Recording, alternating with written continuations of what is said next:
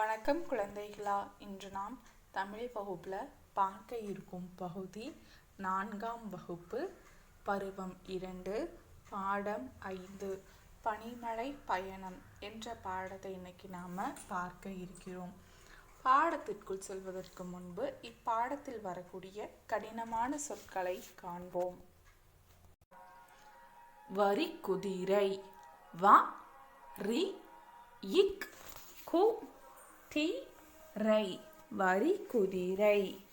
பனிமலை ப நி ம லை பனிமலை. சிறுத்தை சி ரு இத் தை சிறுத்தை. முதலை மு த லை முதலை. நண்பர்கள் ந இன் ப இர் க இல் நண்பர்கள். இப்போ நாம் பாடத்துக்குள்ளே போகலாமா? பாடத்தின் தலைப்பு என்ன? பனிமலை பயணம்.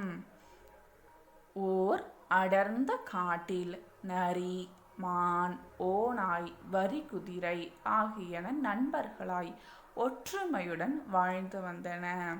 எது ஒற்றுமையோட வாழ்ந்துட்டு இருக்குது? நரி, மான், ஓநாய், வரி குதிரை இந்த 4மே ஒற்றுமையா வாழ்ந்துட்டு இருக்குது. அருகில் இருந்த பனிமலை காட்டில் சிறுத்தை ஒன்று நண்பர்களுடன் வாழ்ந்தது. அது காட்டுக்கு பக்கத்துல ஒரு பனிமலை இருக்குது. அதுல சிறுத்தைகள்லாம் வாழ்ந்துட்டு இருக்குது. வாருங்கள் சிறுத்தையாரே, உங்களை வரவேற்பதில் மகிழ்ச்சி அடைகிறோம். ஒரு முறை என்ன பண்ணுது? அதில் சிறுத்தை காட்டுக்கு வருது.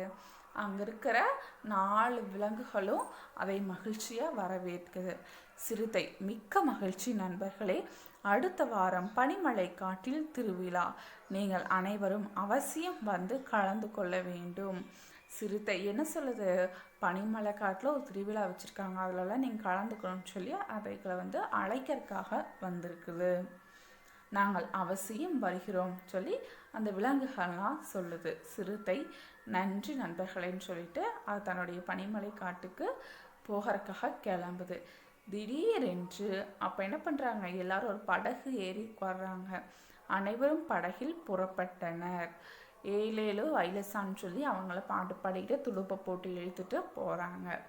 திடீரென ஆற்றில் நீரின் வேகம் அதிகரித்தது. படகு ஒரு பக்கமாய் சாய்கிறது. அப்போ என்னாச்சு? அவங்க போகையில திடீர்னு ஆற்றில் வெள்ளம் ஜாஸ்தி ஆயிடுச்சு. தண்ணி, வெள்ளம்னா தண்ணி ஜாஸ்தியாக வர ஆரம்பிச்சிருச்சு.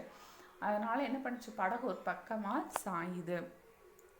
அவர்களை ஒரு முதலை பார்த்தது. டேய் பசங்களா, எங்கே போறீங்க அப்படின்னு சொல்லிட்டு அந்த முதல்ல அது விலங்குகளெல்லாம் பார்த்து கேட்குது. என் முதுகில் ஏறி கொள்ளுங்கள், உங்களை கரையில் விடுகிறேன் அப்படின்னு அந்த முதல்ல சொல்லுது.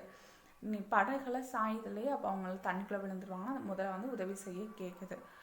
ஐயா முதலையாரே, உங்கள் எண்ணம் எனக்கு தெரியும். முதுகில் ஏற்றி எங்களை சாப்பிட நினைக்கிறீர்களா அப்படின்னு கேட்குற முதல்ல என்ன பண்ணுவோம்? அதுகளெல்லாம் சாப்பிட்றோன்னு நினச்சிட்டு இந்த நரி என்ன சொல்லுது? நீங்கள் சாப்பிட்றதுக்கு தானே நீங்கள் எங்களையெல்லாம் முதுகில் ஏற சொல்லுங்கன்னு சொல்லி கேட்குது. அதுக்கு முதல்ல சொல்லுது, ஆஹா நல்ல விருந்து, இன்றைக்கு ஒரு பிடி பிடிச்சிட வேண்டியது தான். அது என்ன பண்ணுது? அது சாப்பிடணும்னு இன்னைக்கு நிறைய விலங்குகள் இருக்காங்களே, எல்லாத்தையும் சாப்பிட்டா நமக்கு இன்னைக்கு நல்ல விருந்துன்னு அதை நினச்சி சந்தோஷப்படுது. கவனமாக கேளுங்கள், இப்படித்தான் ஒரு முதலை கடந்த வாரம் எங்களை போன்ற விலங்குகளை அடித்து சாப்பிட்டது. அந்த நரி இதுக்கு போன வாரம் நடந்த கதையை அதுக்கிட்ட சொல்லுது. பிறகு என்ன? செரிமானமாகாமல் இறந்தே போய்விட்டது. அதற்கு தயார் என்றால் நீங்கள் தாராளமாக எங்களை சாப்பிடுங்கள். அது என்ன பண்ணுச்சு? இதுக்கு முன்னாடி ஒரு முதல்ல சாப்பிட்ட கதையை சொல்லிட்டு அது எல்லாரும் சாப்பிட்டதுனால அந்த முதலைக்கு என்னாச்சு? செரிமானம் ஆகாமல் அந்த விலங்குகள் நிறைய சாப்பிட்டங்காட்டி அது வயிற்றுக்கோளாறாகி அது செத்து போச்சுன்னு அது சொல்லுது. அப்புறம் என்ன ஆயிற்று அப்படின்னு அது முதல்ல கேட்குது. அப்புறம் அந்த முதல்ல சொல்லுது, அதை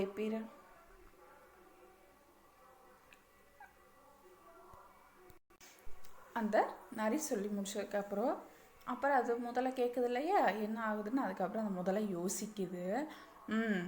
அதை பிறகு பார்த்து கொள்ளலாம், இப்போது பசிக்கிறது, இதோ சாப்பிட போகிறேன். அதை நினைக்குது, அதை சொல்கிறதெல்லாம் காதில் வாங்காமல் இப்போ எனக்கு பசிக்குது, நான் சாப்பிட போகிறேன்னு அந்த முதல்ல நினைக்குது. அப்போ அதுக்கு அந்த நரி சொல்லுது, முதலையாரே இன்னும் ஒரு பிரச்சனையும் உள்ளது, இன்னொரு பிரச்சனையும் இதில் இருக்குது அப்படின்னு சொல்லுது. அதுக்கு முதல்ல சொல்லுது, என்ன அது, சீக்கிரம் சொல் அப்படின்னு அந்த முதல்ல கேட்குது. அது நரி சொல்லுது, வழியில் பாம்பு கடித்தால் எங்களுக்கு விஷம் ஏறாமல் இருக்க நாங்கள் விஷம் முறிவு செடிகளை தின்று வந்திருக்கிறோம். அதனால் எங்களை யார் கடித்தாலும் அல்லது நாங்கள் யாரை கடித்தாலும் அவர்கள் இறப்பது உறுதி.